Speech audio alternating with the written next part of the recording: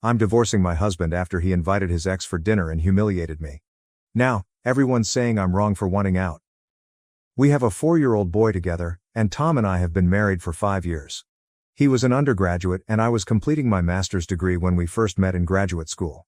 I quit my job after getting married, but I had to go back to work when our baby was 6 months old since Tom's salary wasn't enough to support the 3 of us. Many arguments resulted from that choice since Tom believed it was disrespectful to him in some way and demonstrated my lack of confidence in his skills. I tried to persuade him for weeks that this was not related to his ability and that, in my opinion, 2 salaries would be preferable to 1. After he learned he could take some time off work to spend with our son, he finally warmed up to me after being angry with me for a long. The drawback was that I ended up doing all of the housework in addition to my job.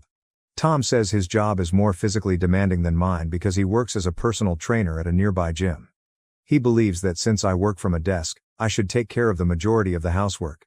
Despite working longer hours, he said, home chores shouldn't be too taxing for me because I don't perform much physical activity at work. We had agreed when I first started working that he would assist with at least some duties, but every time I returned home, the job was only partially completed. He often claimed to be too tired as an excuse. We would argue about it all the time until I finally gave up on trying to get him to do his share.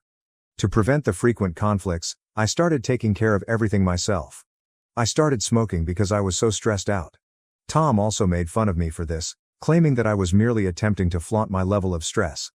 In addition to enduring Tom's constant criticism of my poor cooking, which was mostly his fault because he never assisted with meal preparation and I had to juggle everything between work and other responsibilities, I had been living like this for the past few years.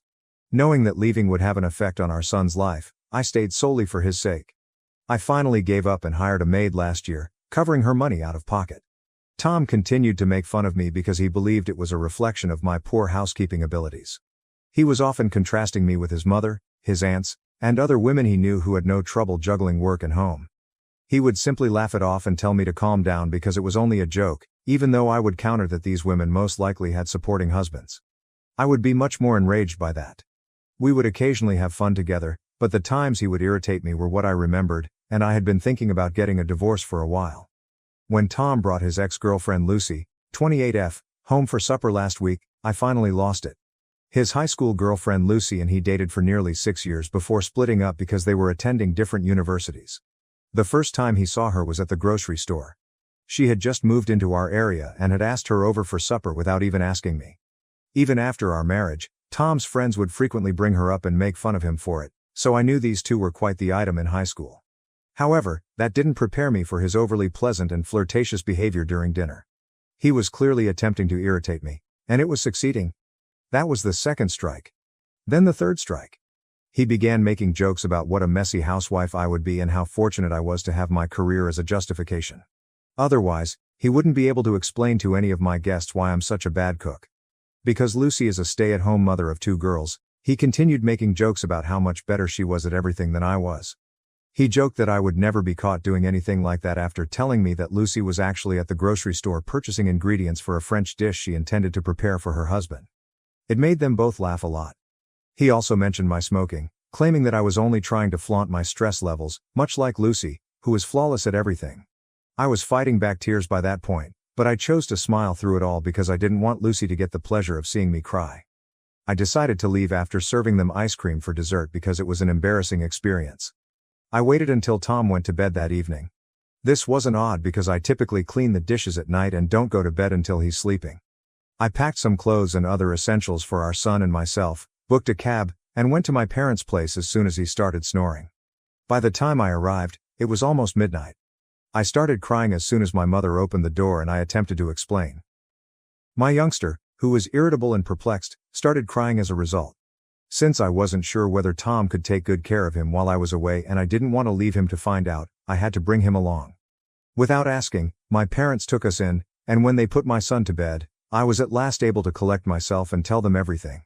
Tom called me in a hurry the following morning to find out where I was.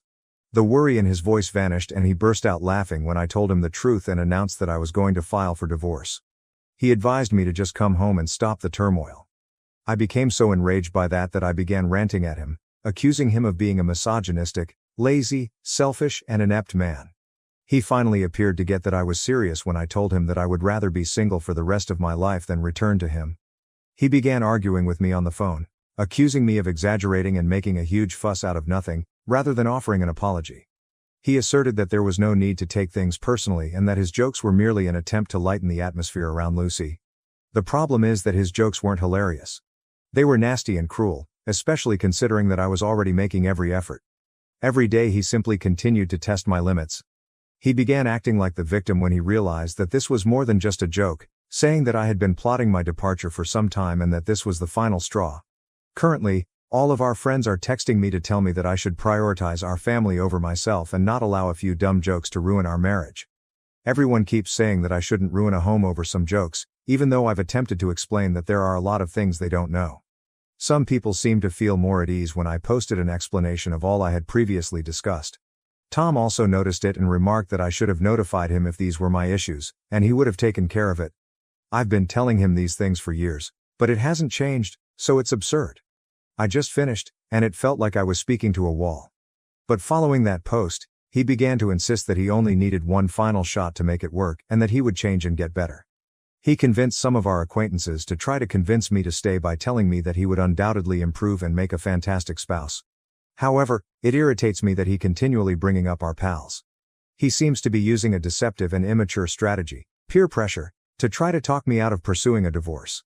Over the past few years, I've given him numerous opportunities to get better, but he's never done so I don't think he's capable of changing anymore. Even if I stayed right now, I'm confident that he would attempt to make a sincere effort for a few months before reverting to his previous conduct. I'm tired of being a single mother even though I have a spouse, and I'm not getting any younger. He's hardly the ideal role model for our son, aside from anything else. I most certainly do not want my son to grow up in a home where Tom's kind of behavior is accepted. For the sake of my son, I stayed with him for a very long time, and now I'm leaving him for the same reason. I filed for divorce 2 days ago, and he was served today. He is upset primarily because he never wanted a divorce in the first place, and because I have asked to keep the house where we lived and filed for full custody of our son, or sell it and divide the proceeds 60-40, with me receiving the larger portion.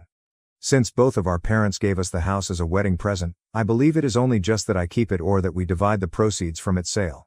Because of all the labor and effort I've put in over the past few years, working full-time, raising my son, and handling all home chores without his assistance, I feel that I should be given the greater part. I believe the petition is quite reasonable because I'm not even asking for alimony. Even though I want a divorce, Tom claims I'm being unfair and that I shouldn't have asked for full custody because our son is equally his and mine. Which is reasonable, but I don't believe he's capable of being a father. He may still visit and see his son whenever he wants to. I haven't attempted to take away his visiting privileges. He simply does not have him on a full-time basis. After I was served, he called and said I was being crazy and that this was a terrible overreaction. He claimed that since I was requesting full custody in the house, he already didn't agree with the divorce and had good reason to think I was being irrational. It was really embarrassing when he broke down in tears on the other end when I stated that I had thought a lot about it and that it hadn't been easy for me either. It's very clear from everything I've written that Tom isn't a particularly emotional person, so his breakdown is a huge issue. He was crying and told me, very dramatically, that he had taken everything for granted because he never thought he could bear to lose me one day. He pleaded with me to give him one final opportunity to demonstrate his ability to be a wonderful father and husband. I had to let him know that my decision was definite and that he had come to the realization a bit too late, even though it was really difficult for me to do so. I couldn't simply return to the life. It was strange and uncomfortable for me to have to stay on the phone and try to comfort him for the following several minutes as he began to cry even more. He eventually stopped sobbing and declared that if our son suffered as a result, he would never be able to forgive either himself or me. We might renegotiate the terms of his custody in a few years when he's a little older, so I reassured him that this was only a temporary arrangement. I informed him that although this would be difficult for us both, we needed to strive to be strong for our son's sake and make the most of our circumstances. However, he quickly ended the call, and for the next few hours, I didn't hear from anyone. But all of a sudden, our pals have been contacting me once more, telling me that what I'm doing is fundamentally wrong and that I should think twice before acting. They're arguing that rather than being so heartless and self-centered, I should give it some thought since Tom is pleading for one more chance. It was only a handful at first, but now it's almost everyone we know, and I'm beginning to seriously think about changing my mind because I might be the bad guy here. I have no idea anymore. Since my husband doesn't assist me, am I the jerk for requesting a divorce and full custody of our son?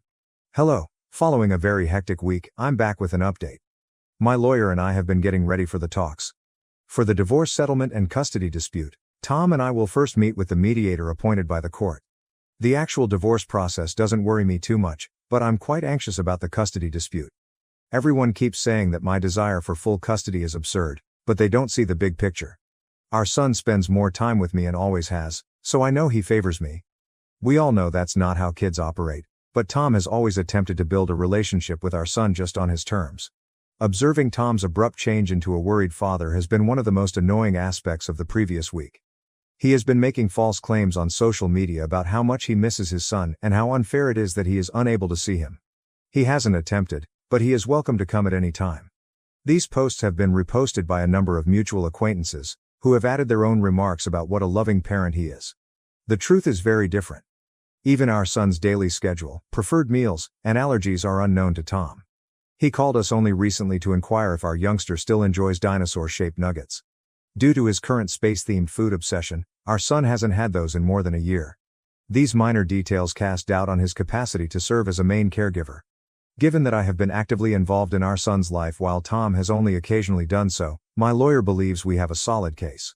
Everything from the doctor's visits I've taken our son to, the parent-teacher conferences Tom has missed, and the daily schedule I've kept up while working a full-time job are all being documented.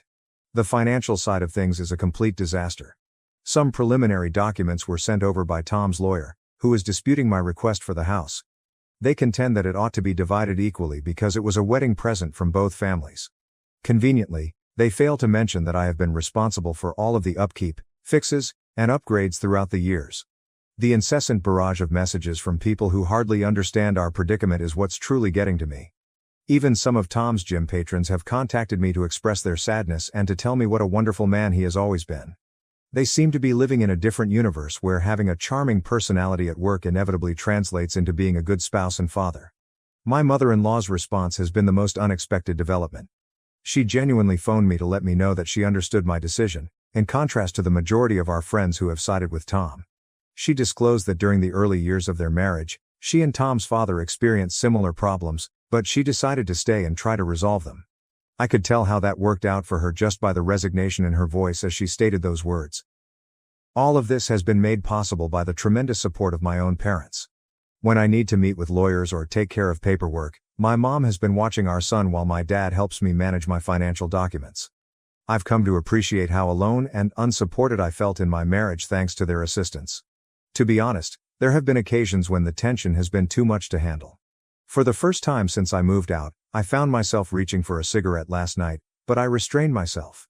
I came to the realization that my smoking was not a necessity, but rather a result of my marital dissatisfaction. You get clarity in these moments, which is odd. Late at night, Tom has begun texting me lengthy texts that range from tearful pleas to irate accusations. He mentioned in his most recent message that he has been learning how to properly do washing and cooking by viewing tutorials. If it weren't so depressing, it would almost be humorous. At the age of 28, he is only now choosing to develop these fundamental life skills. Screenshots of Tom's private social media posts, in which he offers his perspective, have been sent by several mutual acquaintances.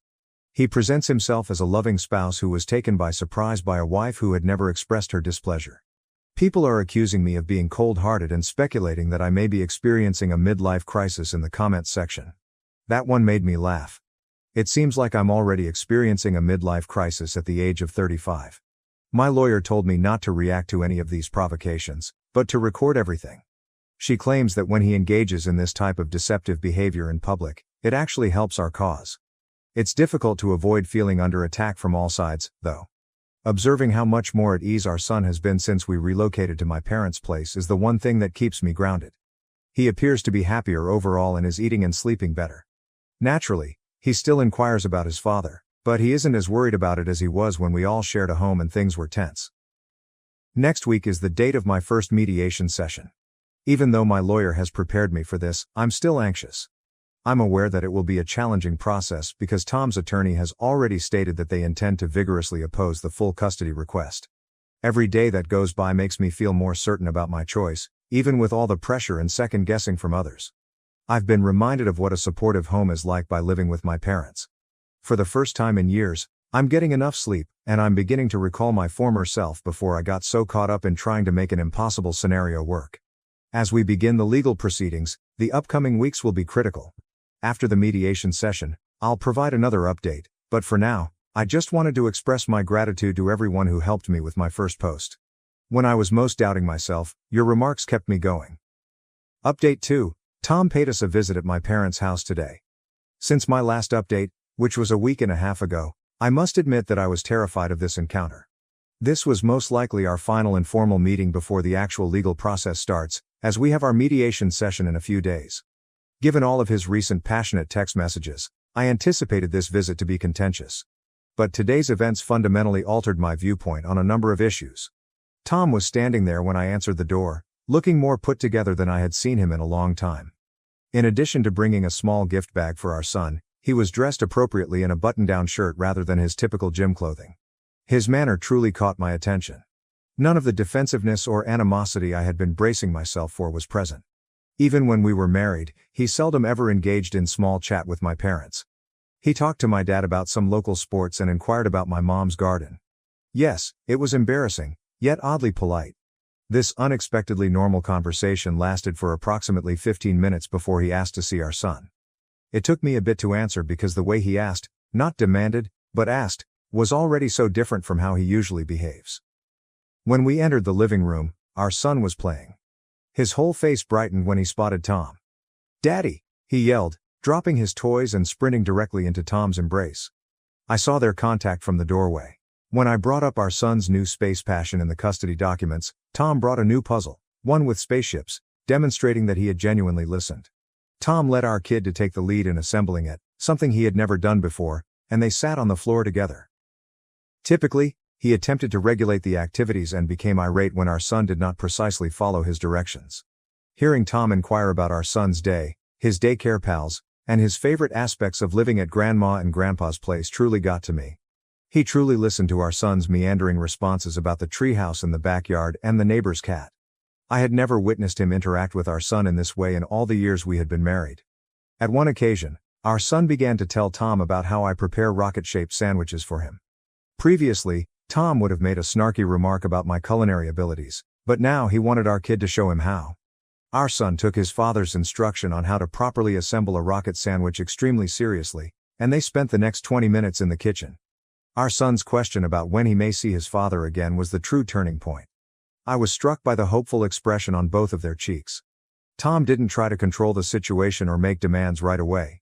He simply stared at me while he awaited my answer. When it was time for Tom to leave after they had finished playing, our son gave him a big embrace and invited him to return the next day. Tom gave me a curious look, and before I had given it much thought, I found myself nodding. Before Tom went, we had a little conversation at the door. He admitted that he had been a terrible father thus far, without displaying his customary defensiveness. He acknowledged that he realized how much he had missed by not being more involved after witnessing our son's growth and transformation in only these few weeks. Even though he couldn't be a better husband, he assured me he was willing to learn everything he could to become a better father.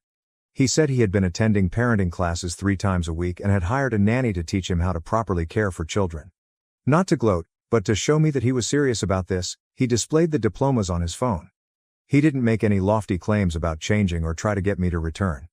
He simply asked me to reevaluate the complete custody agreement instead. He proposed that we arrange a timetable that would allow him to demonstrate his ability to be a responsible parent without interfering with our son's daily routine. I phoned my lawyer after he departed. The following paragraph is logically separated and punctuated. I informed her that I would be willing to talk about a joint custody agreement and that I no longer wanted to pursue full custody. She brought up all of the records we had collected demonstrating Tom's prior lack of involvement, but I told her that even if he hadn't been a good husband, I needed to give him an opportunity to improve as a father. Our son's expression of unadulterated happiness today made me realize that, even though it's the proper thing to terminate my marriage, I don't have the authority to break off my son's relationship with his father, especially now that Tom is finally demonstrating that he wants to be the father our son deserves. Update 3. Surprisingly, the divorce talks are proceeding considerably more amicably than I had anticipated. Tom and his attorney have been extremely helpful, which I believe is his way of expressing regret for his previous actions. Our son's custody arrangements are still being worked out verbally and informally, but we're thinking that he should spend half of the month at his dad's house and the other half at mine. Actually, we're doing just that at the moment. In a few days, my son will move in with his father. This arrangement first made me nervous, but Tom has really come through for me. To his great relief, he has begged his mother for assistance. She has been more supportive than some of my closest friends, even when our marriage ended. She still gives me a call every day to see how I'm doing and sends me photos of the bedroom she's helping Tom furnish for our boy. Additionally, the house matter has been settled more readily than I had thought. In recognition of the extra effort I had put in over the years, Tom agreed to sell it and divide the revenues 55-45 in my favor. This solution was actually proposed by his attorney, demonstrating their sincere desire to be fair. In addition, Tom has taken a co-parenting course, which was suggested by the mediator but not necessary. Through our new co-parenting app, which allows us to manage appointments, calendars, and our son's activities without having to speak to each other directly, he has been updating me on his progress. The way Tom manages our son's space period has been the most unexpected development. His apartment's spare room has been converted into a miniature planetarium, complete with ceiling-mounted glow-in-the-dark stars. In order to maintain continuity between houses, he asked me for our son's nighttime ritual, which he has been practicing with his mother. Since neither of us believes that a 2-week period without seeing either parent is healthy for our son, I continue to see him every few days while Tom is away. We've arranged for Wednesday supper with whoever doesn't have him that week and alternating weekends. Instead of rehashing our marital problems, the mediation sessions have been fruitful since they have focused on realistic co-parenting techniques. Regarding managing school schedules, healthcare decisions, and holiday plans, Tom has been actively engaging, taking notes, and posing pertinent questions. No more conflict on social media or late-night texts. We've set clear contact boundaries. Our lawyers or the co-parenting app handle everything. In a last update, Tom willingly removed all of his earlier posts regarding our predicament and said that we are resolving the matter in private for the sake of our son. Through all of this, his mother has been an unanticipated blessing. In addition to teaching Tom how to be a parent, she also acts as a mediator between us when tensions arise. She set up a meeting with both sets of grandparents last week so we could have a reasonable conversation about our disagreements over preschool alternatives. In the end, we came up with a solution that satisfied everyone. Our son appears to be adjusting to the new situation rather nicely. Although we're attempting to keep things somewhat consistent by bringing his favorite stuffed animals with him when he moves between homes, he is thrilled to have 2 rooms and 2 sets of toys. Without showing any signs of concern, he stopped asking when we were returning home and instead talked about mommy's and daddy's houses. Our lawyers are taking care of the financial matters expertly. With explicit instructions on how much each of us will pay and how the funds may be utilized, we are creating a joint account especially for our son's costs. Tom proposed this on his own because he wanted to make sure that our financial obligations as co-parents were transparent. We have a thorough parenting plan that addresses everything from medical choices to education. Even instructions on how to manage future relationships have been included, such as meeting any possible new partners before presenting them to our kid. I am aware that there are still obstacles in our way. This is only the start of our co-parenting adventure, and there will surely be setbacks. However, for the first time since it all started, I have genuine hope that we will be able to prioritize our son's needs and cooperate as parents, even if we are unable to cooperate as spouses. The most important thing is that my son is happier than I have seen him in months. Both Tom and I now realize that letting go of the previous hurts is less essential than becoming good co-parents. I'm glad we were able to come to an agreement that prioritizes our son's welfare while still enabling us to have deep connections with him. I appreciate all of your help and guidance during this trip. When I was having self-doubt, your advice kept me going and helped me make choices that would benefit my son and myself. This community has been an amazing source of insight and strength. Fiancé's graduation party exposes dealbreaker, LGBTQ+ acceptance splits 4-year relationship. We met in college and decided to not get married until we graduated to focus on our studies, and we have been dating for 4 years. He proposed to me during his last semester of his master's program, and he is studying to become a teacher. I graduated with my bachelor's not too long ago, but his graduation party is showing a side of him that I believe to be a deal breaker. His graduation party will be held at his father's house, which has a pretty big backyard, and many of the people from our wedding will be going. However, unlike our wedding invitation list, he said he didn't want to invite Jason, fake name, and his parents because he recently came out as gay, and that led to a conversation. Jason and his parents were invited to our wedding, so that made me ask why he didn't want them at the graduation.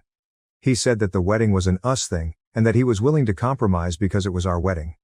But when it came to the graduation, he said it was a him thing because he was the one who graduated, so he didn't have to compromise, because he did the school work. When I asked what he meant by compromise, he said he'd tolerate Jason at our wedding because That's what couples do. But the graduation was about him. When I asked if he'd support potential future children that came out, he said he'd tolerate it for me, although he disagreed with it. It is my fault for not asking that question earlier before we became engaged, but he made his stance clear. He said he'd be more distant to a child that turned out to be gay and would probably let me do more of the parenting if so. He's always been a gentleman and amazing to me, but he grew up religious, parents were Christians, although he said he's not anymore. I don't think we have a future after he said he would distance himself from a child who came out and leave it to me, and I just want to ask how to tell him so. I'm thinking about another conversation like we had, but I want to ask for the best way to go about it. What would be the best way to tell him that I don't think we have a future together given his stance? First update. Reddit recovered June 11, 2023. A lot of people suggested talking to my fiancé in an open space or my parents' home about my deal breaker, but I wasn't able to do it at my parents' home, although I got to talk to them and they agreed with my reasoning. They said they were disturbed by how easily he admitted he would distance himself from a potentially gay child and that it was a good thing it came out before the wedding. I also got a lot of people calling me out for not broaching the topic of gay children or how he felt about LGBTQ in the years we dated, and that's on me for never thinking to bring up.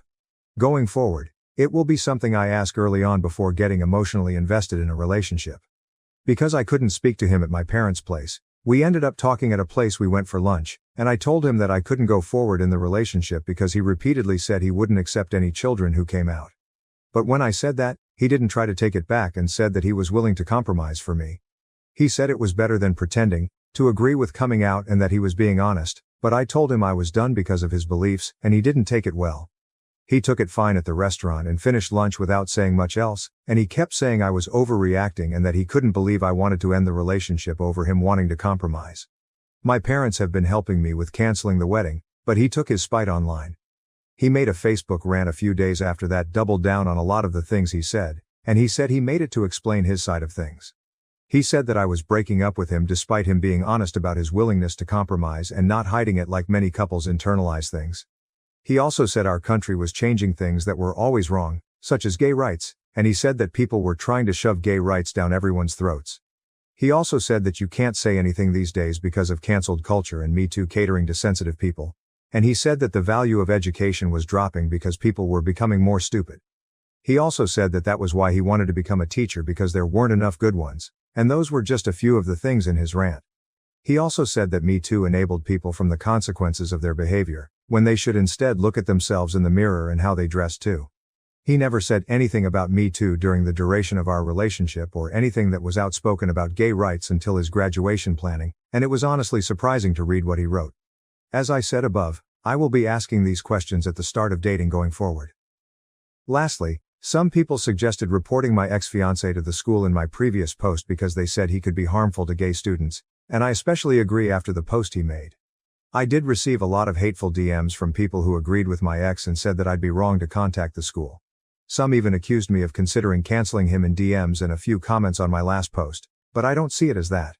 I see calling the school as something that's important because this mindset is harmful to so many, and he is already a substitute teacher at an elementary school. He began subbing before he graduated. I want to ask what would be the best way to go about it. Whether that would be an email, phone call, or potential visit to do it in person. I have already screenshotted the post he made, and I've only answered questions about the breakup from people who have called so far. My parents are helping me with some people who have called them too, but that is my last. Second update, August 20th, 2023. I didn't really plan to make another post, but I received a lot more DMs after my update was shared that made me want to come back, and I read through many of the comments there too, which made me want to address something. To those who called me out for not seeing any signs of his homophobia earlier. You're absolutely right. I just assumed the best and never thought to question it, but I will now ask the tough questions going forward at the beginning of future relationships, such as political stances along with opinions on race and gender, and that should help prevent time from being wasted on people similar to my ex.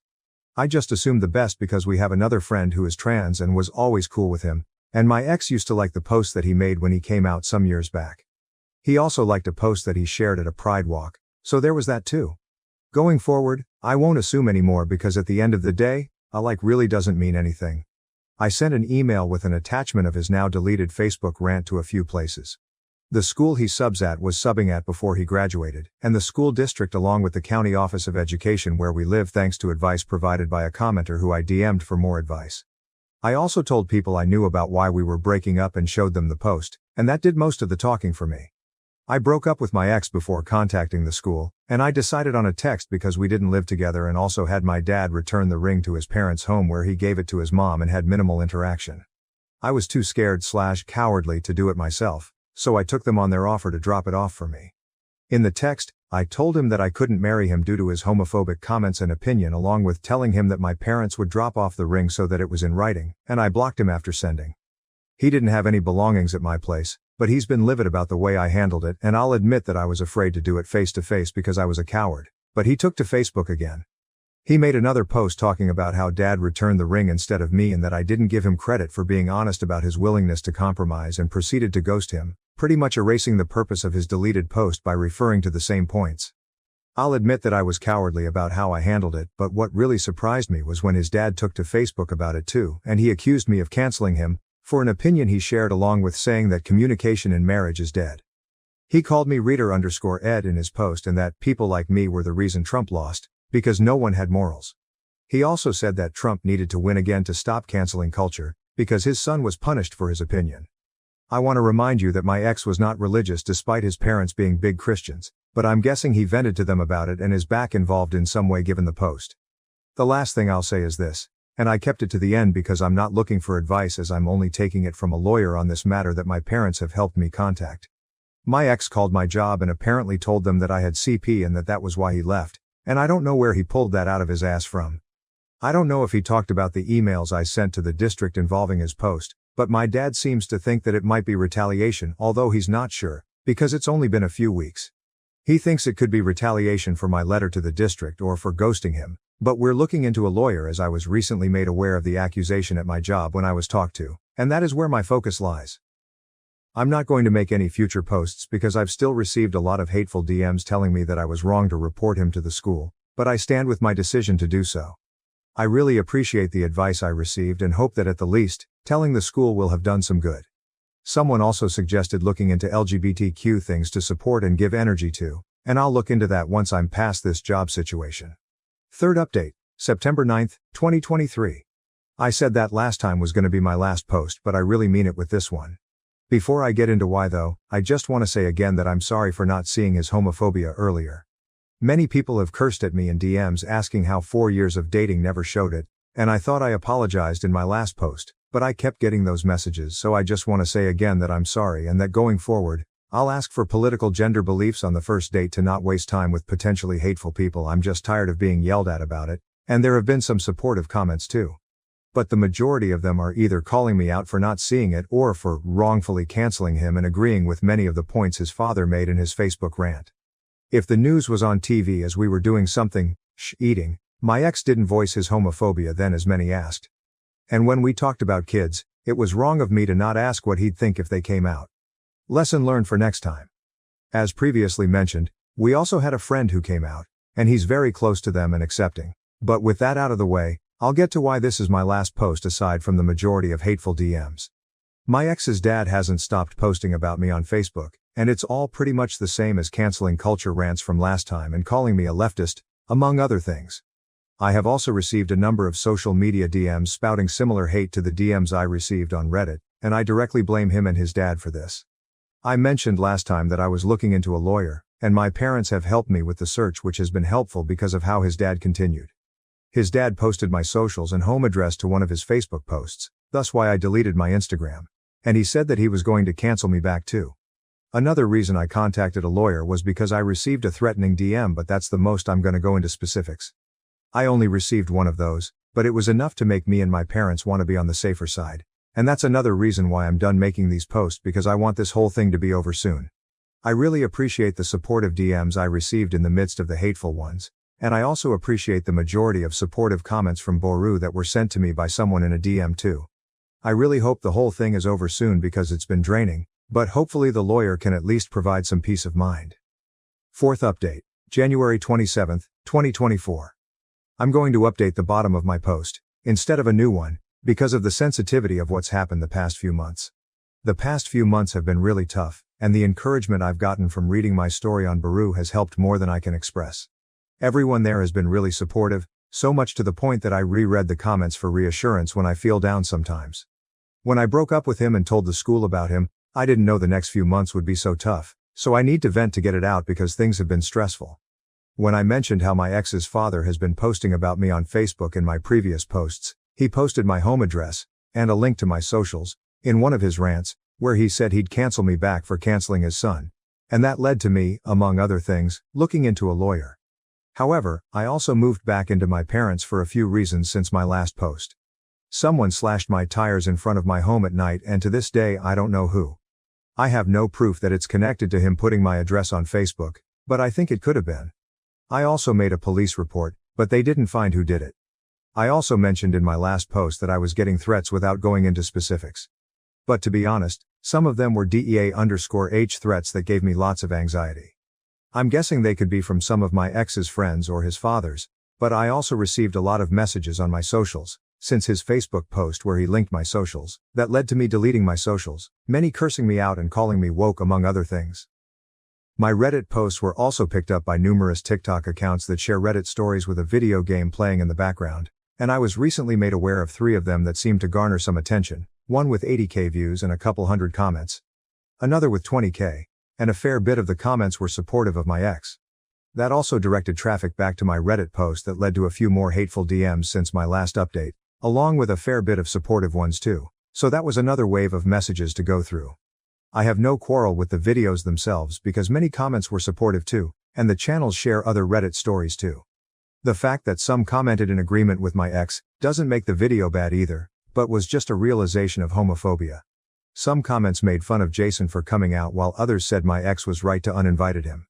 It's just been a lot, and I came back to get it off my chest. I know I'll get more hateful comments after updating, but I also want to say I don't regret what I did. My ex hid his homophobia. We had friends who came out who he supported, and he came to pride marches with them too. As many commented, the mask came off eventually. In regards to the CP accusations from my ex-father, child pornography for those who were confused in the comments in my previous post where I didn't indicate, my parents helped hire a lawyer, but I won't go into specifics on that. All I'll say is that we're taking it seriously and are taking legal action against it. If anything comes from it, I'll share it in an update. The tire slashing and threats also did a number on my mental health, but it showed me some things too. The DMs also showed me just how ruthless people are, strangers who would never say such things to my face. I'm considering moving out of state, but I'm currently with my parents for safety reasons now. I especially appreciate reading the supportive comments DMs that aren't hateful because they really help, and I'm also with a therapist, but progress hasn't been great yet. There's a lot of mental health stuff I don't feel comfortable going into specifics about. It's been a lot of craziness, but I hope it calms down with time. Final update, made by OOP's parents. August 3, 2024. I have been in contact recently about something my husband and I wanted to share, and we asked if she would post it to Boru after they covered some of our daughter's updates. The person who made the previous updates was our daughter, and she shared the post with us as we tried to navigate her situation. Many of the comments from Boru were very supportive, and that is a big reason why I'm here today. The main reason, however, is because she committed suicide a few weeks ago and the funeral has already happened. We fully supported her decision to leave her ex after he showed colors we hadn't seen before. We were also in the process of receiving legal advice regarding the accusations that were made against her too. But even as we did, she was often overwhelmed and depressed. Even to the point of not wanting to get out of bed sometimes or even eat on certain days. We were able to help her find a therapist, but there was so much going on all at once. From the death threats and DMs to the slashing of tires and her ex's father posting her address alongside one of his online rants, she ended up taking an unpaid leave of absence from her job shortly after the slashing to move in with us. Before that, her job also called her into the office to discuss the allegations made against her from her ex, and the culmination of everything was so overwhelming. Her ex and his father posted so much about her with no regards to doxing her, and we are in the process of pursuing them legally for the role they played in everything. Regarding her ex, he is still a teacher as of writing this. His father hasn't stopped attacking her online even after she passed, and we have documented everything he posted.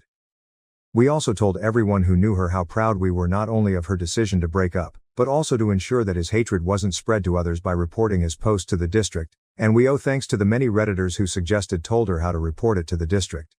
There were also some comments and DMs that said she brought backlash upon herself by reporting him, but we believe that she did the right thing and that she was braver than most might have been in her shoes. She could have done nothing and simply broke up with him, and no one would have batted an eye. She wasn't obliged to do anything else. But she felt convicted to care for kids she'd never meet. And if she prevented one kid from falling prey to his hatred, it is that much more worth it. For her sake, we are continuing to pursue her ex and his father legally. But we wanted to thank everyone who told her how to tell the district, because we need more people like her and you, and making this post is therapeutic in itself because we've told others how she did the right thing as well. We truly appreciate everyone who supported her and gave her advice.